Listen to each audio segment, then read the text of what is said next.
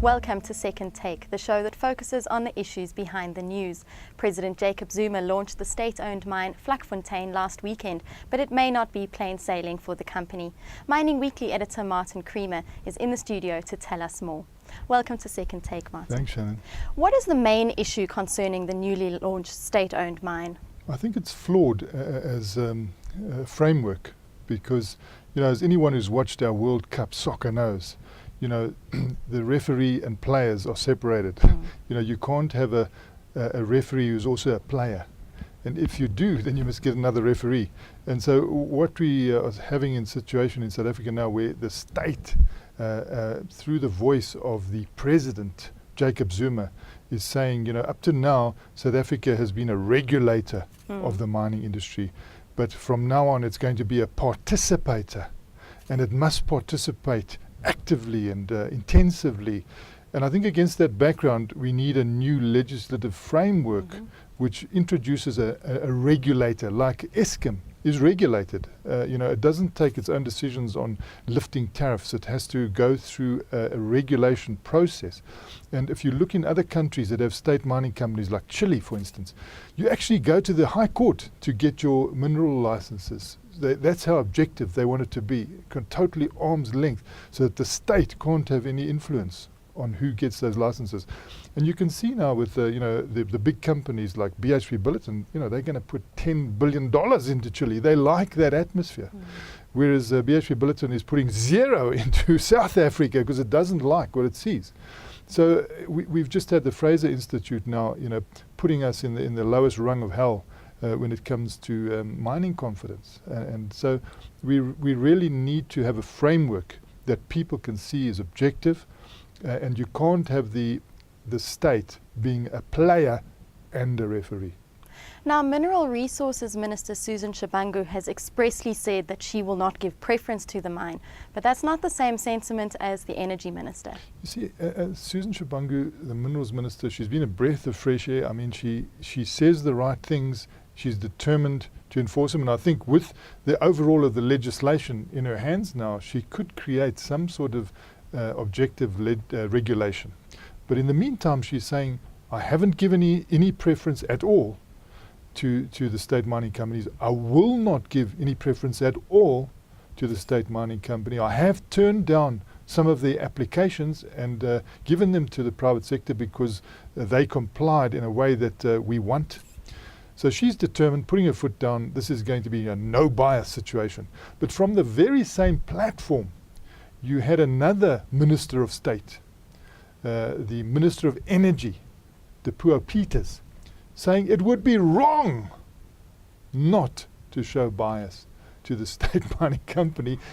Look, I've got to give her her due. She was talking in the energy context, and she was saying that the mines need energy. It would be wrong not to show bias. But that's the thin edge of the wedge. If we really have got that statement coming from a public platform and anomalous statements from one minister to the other being different, what must the CEO, Sizwe Madondo, how must he interpret this? Because he already said from that same platform, and this is the launch of the African Exploration, Mining and Finance Corporation, which was the new state-owned vehicle, that he's not confined to energy alone, but he wants to go into platinum group metals. He wants to go into other metals and minerals in South Africa. So now, will we say, if we're applying Dipuo Peters, who says it would be wrong not to give bias, do we say only in energy, or do we say it would be wrong not to give bias to your state-owned company? Full stop. All of a sudden, they are going to maybe be in pole position for everything. It's not easy mining.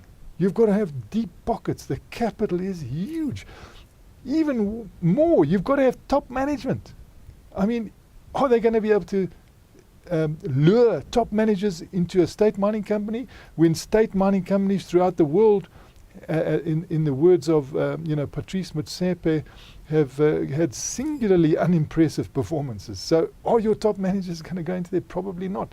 So do we have another delay, where investors hold back? We know our workers go on strike. The investors go on strike. They don't invest. And, we've had that before. We're having it now at a time when a very credible mining company, Rio Tinto, says from a public platform in Cape Town that we're going to have to do more mining in the next 20 years in the world than we've done in the last 10,000 years. They're trying to emphasize that the opportunity is huge. Now, is South Africa, which is a mining country, which needs to generate wealth and jobs, going to lose out on this next opportunity? Before the meltdown, we lost out. We didn't have rail, we didn't have energy. Are we going to lose out again now while we pussyfoot, around the legislative framework already being condemned in public forums in Canada yesterday, with the Fraser Institute again, barely putting us above Zimbabwe, and how they rate us, and putting the Canadian provinces way on top. The Canadian provinces, they stand the tests. And so we need to really have a framework that attracts investment. You've mentioned now capital. Who's going to fund the state-owned mining company? Will it ultimately be the taxpayer? It is you that's going to fund the mining company at this point, because that 130 million rand, which has come in for their first coal mine, Vlakfontein, that the source of that is taxpayers' money. It comes circuitously through the Central Energy Fund, which is a state-owned enterprise. The Central Energy Fund has put 130 million rand in equity finance available to this. So that is a starting point. So there is a link with the taxpayer money. What taxpayers are scared of is that the new CEO, Sizwe Madondo, is going to beat a passage to the National Treasury's door. He assures me that he has no such intention, because he comes out of the private sector. So his idea is that, yes, you go along to the state banks like the Industrial Development Corporation, you try and arrange equity finance as much as you can, but you generate projects that are bankable. And the bankable term is that the banks will be willing to finance this because there's a strong business case. So that is his whole motivation, and that is correct. That is the route. So you get a lot of positives, but you worry about long term, because it's no good what people say now. It's what happens in the future. There can be new CEOs, there can be new ministers, there can be changes, as we see. The whole political framework from the cabinet point of view, they change ministers, so you can get a different inflection. So there shouldn't be that discretion. We should take this discretion out of our legal framework. So yes, funding is going to be a real issue. But he says that he wants to try and go in the open market where he can. He might even list some of these enterprises.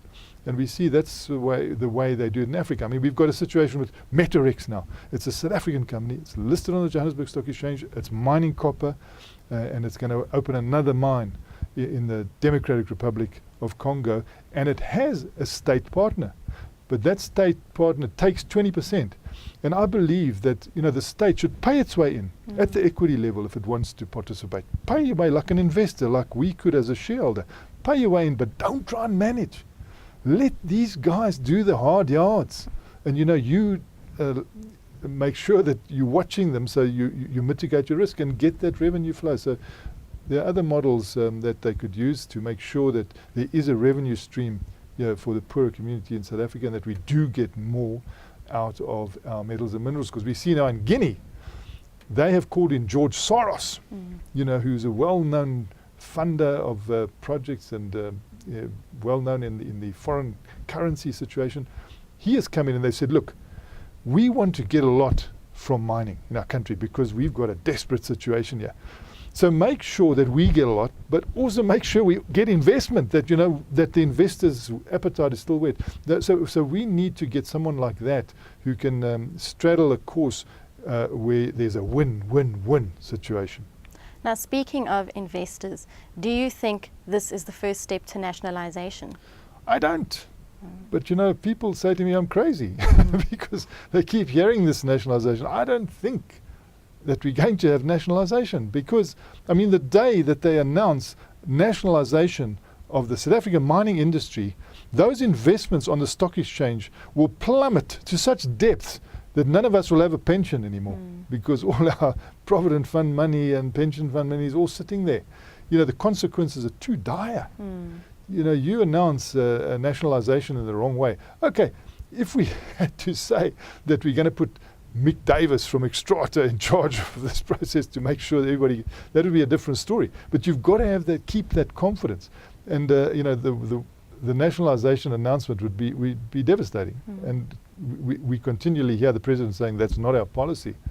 But we also continually see the Youth League, while he's talking, putting out statements. I mean, as he's launching the state mining company, at the same time as he's saying nationalisation of the mining industry is not our policy, emails are coming through from the Youth League of the ANC saying, we welcome the state mining company. This is the first concrete step towards the full-blown nationalisation of South Africa's mining industry. So you've got these expectations, and it's crazy.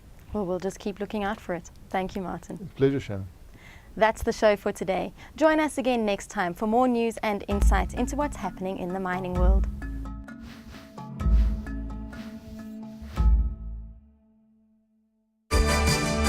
For 30 years, Creamer Media's engineering news has delivered unmatched insight into South Africa's real economy. Subscribe now and go to engineeringnews.co.za for the real economy in real time. Engineering news, not just for engineers.